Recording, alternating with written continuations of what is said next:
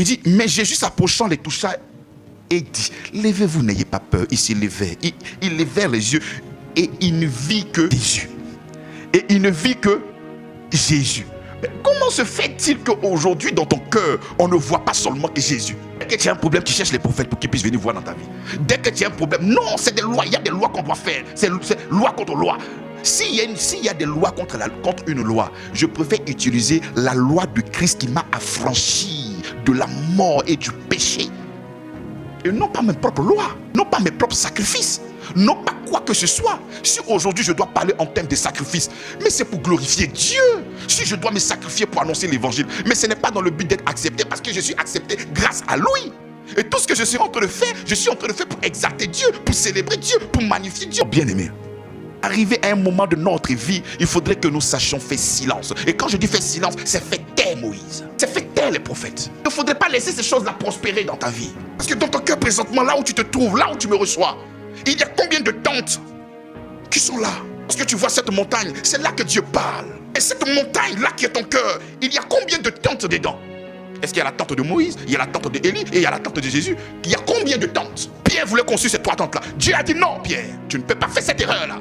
C'est pour ça que je profite et je dis à quelqu'un, il y a des paroles que tu ne dois pas laisser prospérer dans ta vie. Parce que le Seigneur même vient de nous montrer. Il y a des choses que tu ne dois pas laisser.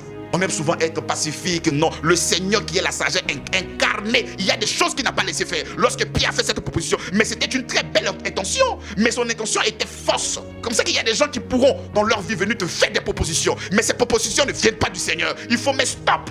Un prophète viendra te voir, il y a des lois, il y a des choses que tu dois faire. Il faut faire stop. Je veux écouter la voix du Fils bien-aimé. Je ne veux pas écouter Moïse, je ne veux pas écouter un prophète. Je veux écouter Jésus. Parle-moi de Jésus matin, parle-moi de Jésus à midi et parle-moi de Jésus le soir. Je veux être embrigadé de la conscience de Jésus-Christ.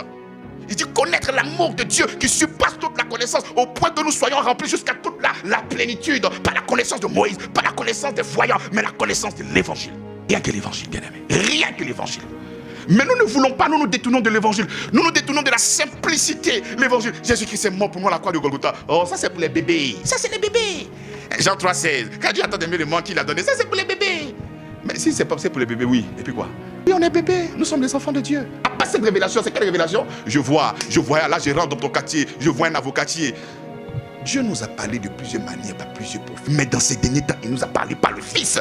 Tout ce qu'ils sont en train de dire là, je ne dis pas que c'est faux. La finalité, c'est quoi? La protection, c'est quoi? Est-ce que c'est une offrande que tu dois faire? La protection, c'est quoi? Si ce n'est pas Christ, il faut l'arrêter pour l'attacher. C'est un voleur.